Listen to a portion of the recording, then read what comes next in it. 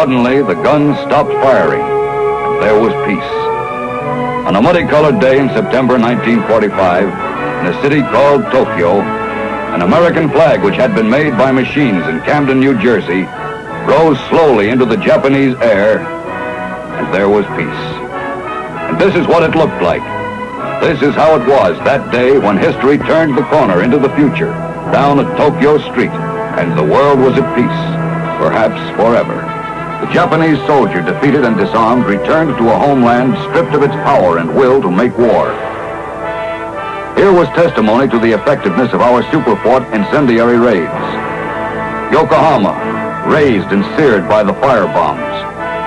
Tokyo, 80% destroyed, 100,000 dead. Antiquated hand pump firefighting apparatus was proof that the Jap had not believed it possible. It was possible, but it would take a long, long time to convince Japan of its defeat.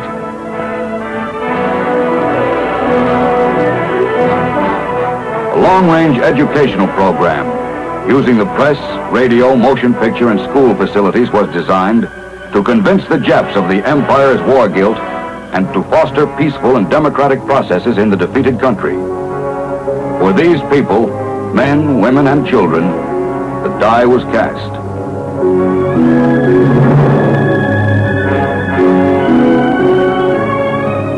American planes buzzed Tokyo, winging over the Imperial Palace, reminding its heaven-born tenant who was boss.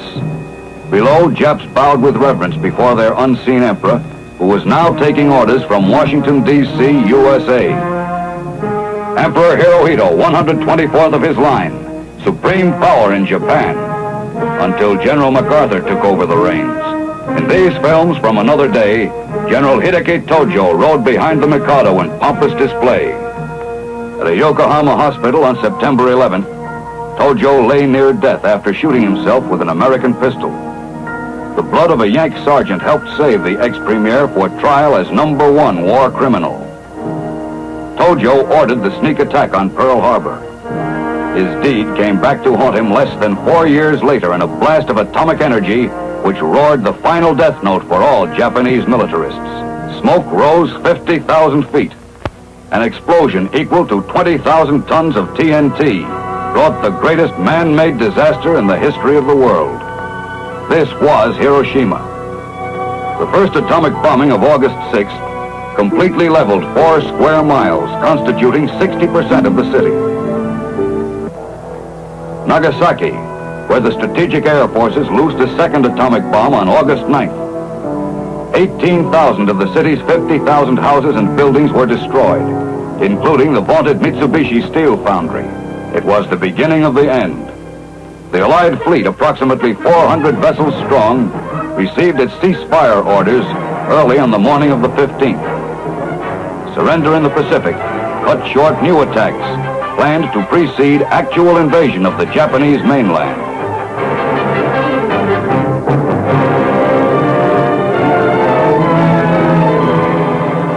Occupation began on the 30th. Guarded by a cover of aircraft and guns of the 3rd Fleet in Tokyo Bay, U.S. Marines and Blue Jackets walked ashore at the Yokosuka Naval Base, south of Yokohama.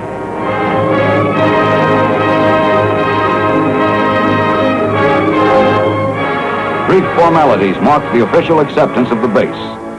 Lying half-sunk a few yards from shore, the once mighty 33,000-ton battleship Nagato was taken over by a prize crew. Submarine pens. One of Japan's main naval bases, Yokosuka had a formidable lineup of amphibian tanks ready for launching. The Jap garrison eagerly showed off its array of weapons. A Baka suicide plane.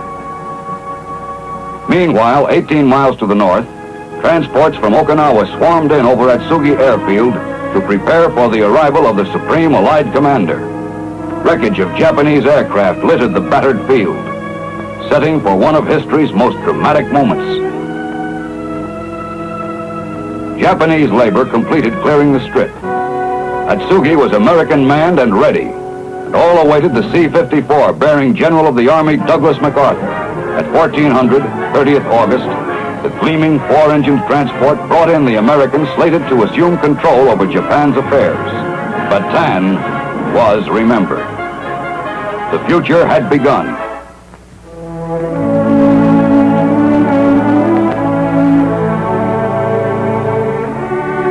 First to greet his chief was Lieutenant General Robert Eichelberger, newly appointed commander of the Tokyo area.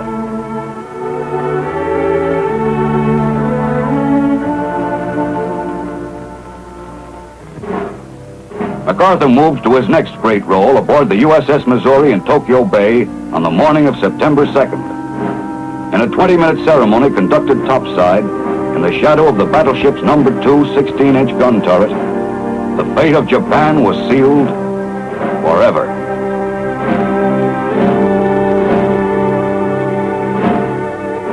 The 11-man Japanese delegation was photographed by cameramen perched at every vantage point to record the momentous event for posterity.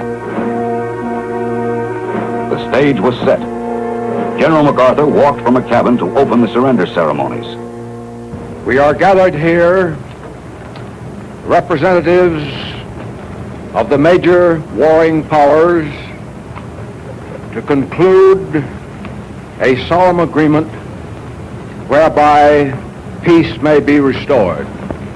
The terms and conditions upon which surrender of the Japanese imperial forces is here to be given and accepted are contained in the instrument of surrender now before you.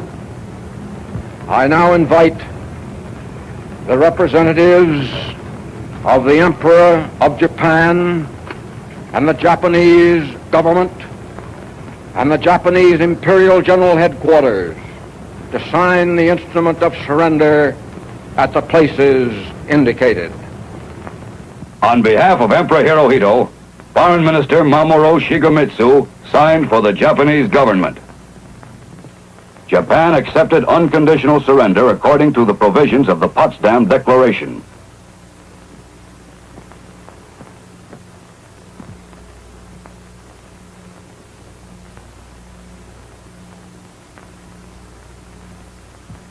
The Supreme Commander for the Allied Powers will now sign on behalf of all the nations at war with Japan.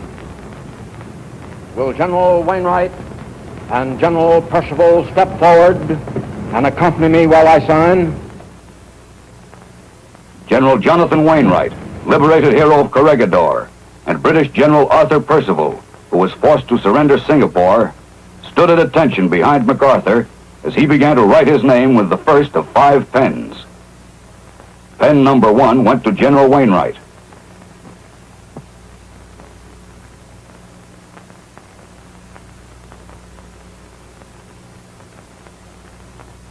The second pen was handed to General Percival. The third and fourth were earmarked for the National Archives and West Point. The fifth, Mac kept for himself. These proceedings are closed. An empire lost. Territories formerly under Japanese control were divided into 5 surrender regions to expedite capitulation of field commands. All enemy forces in China, as well as Formosa and northern Indochina, to yield to Generalissimo Chiang Kai-shek. Those in Manchuria and northern Korea and Karafuto to the Soviet commander-in-chief of the Far East.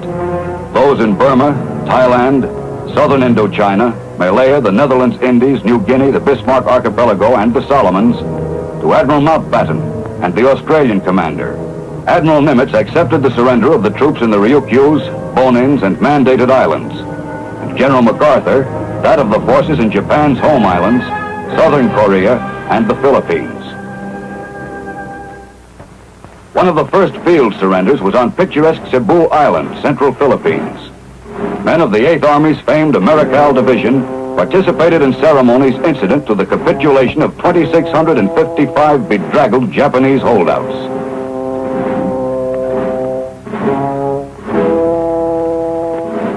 The commander of the Japanese 35th Army handed over his saber. So hordes of Jap officers were piled 6 deep before the show on Cebu was over. But the supreme moment was yet to come in the Philippines. Mist hung over the governor's palace at Baguio, summer capital of the Commonwealth, as Generals Wainwright and Percival, fresh from the Missouri signing, arrived to see an arch foe capitulate. None other than General Yamashita, ferocious tiger of Malaya, who had exacted surrender from Percival at Singapore. Yamashita came out of his hideout in northern Luzon's Caraballo Mountains formally and unconditionally to give up the remnants of his once powerful forces throughout the Philippines. The generals signed on the line. An estimated 40,000 troops were surrendered by Yamashita.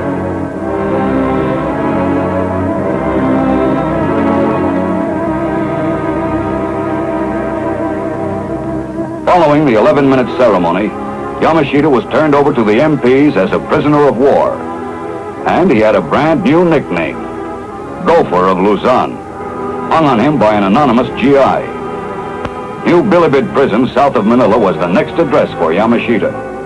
A nice, quiet cell awaited the fangless tiger.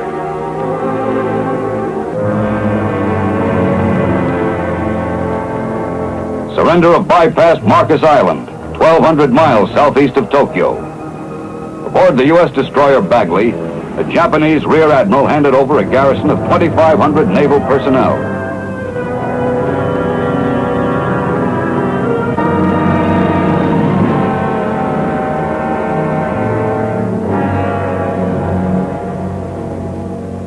Wake Island, one of the greater chapters of American heroism, was brought to a close on September 4th, with Old Glory run up to mark our retaking of the island.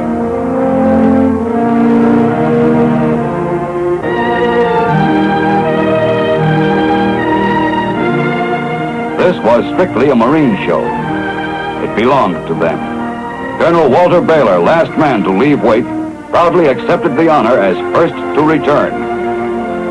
Wreckage found around the island included the original Grumman F-4F Wildcats, part of a Marine squadron of only 12 planes, which helped delay the capture of the Pacific Bastion for 14 days. Singapore, this Gibraltar of the East, overrun in 42 after a swift Japanese advance through the Malay jungles, was restored by seaborne occupation forces.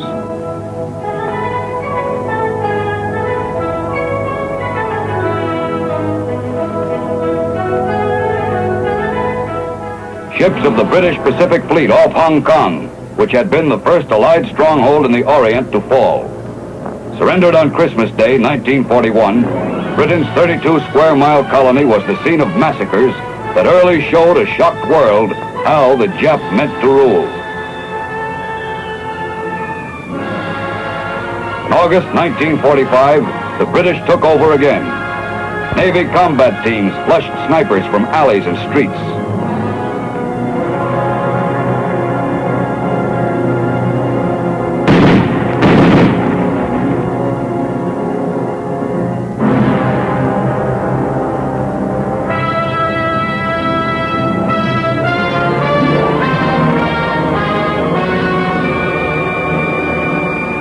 Hong Kong had heard the last British shots fired in the war. Nanking.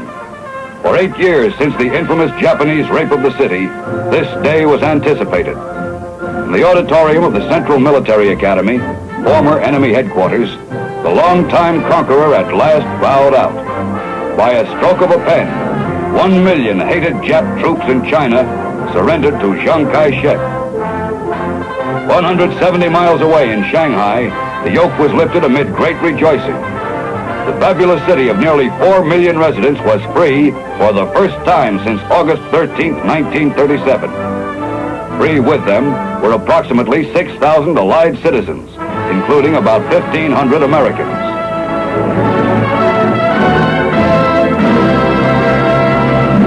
Southern Korea. Yank troops received a roaring welcome from a people who had been under the Japanese lash for nearly 40 years. Surrender ceremonies were held in the throne room of the governor's palace at the capital city of Seoul.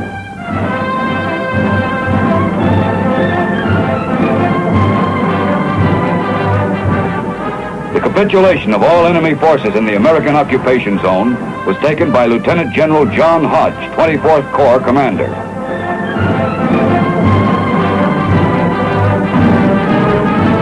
Outside the palace, the Japanese colors were hauled down.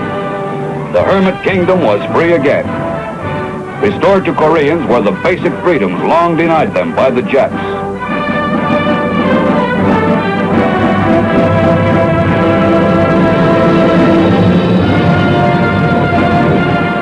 Throughout the Pacific area and Asia, these were the hours of reckoning and of rescue. Rescue not alone for oppressed populaces, but also for Allied prisoners of war who had endured endless Jap atrocities in hundreds of PW camps. Men from Bataan and Wake, the Aleutians, Marianas, Hong Kong. Men of ships sunk at sea and planes shot down in combat, at long last awakened from a nightmare to learn to laugh once more.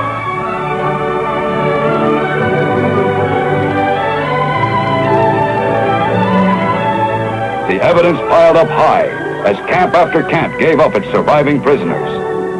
Well-authenticated stories told of solitary confinement and tortures.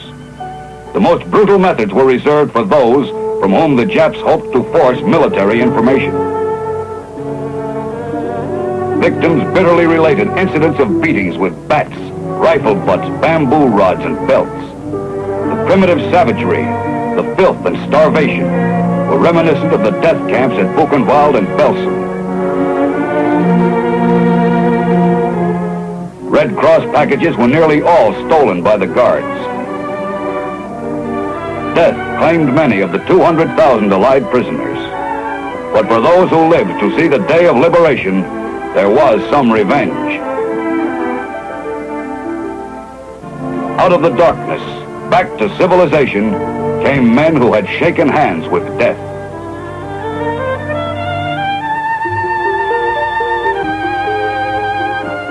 For thousands of homes the world over, there was to be cheering news.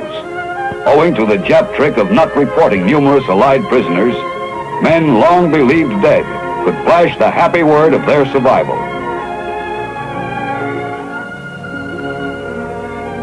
The rescued were moved from the Japanese shore to waiting hospital ships.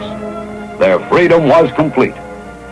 Their hope for freedom forever for all mankind was voiced by their commander aboard the Missouri when he said, "It is my earnest hope, and indeed the hope of all mankind, that from this solemn occasion a better world shall emerge out of the blood and carnage of the past, a world founded upon faith and understanding, a world dedicated to the dignity of man and the fulfillment of his most cherished wish for freedom, tolerance, and justice."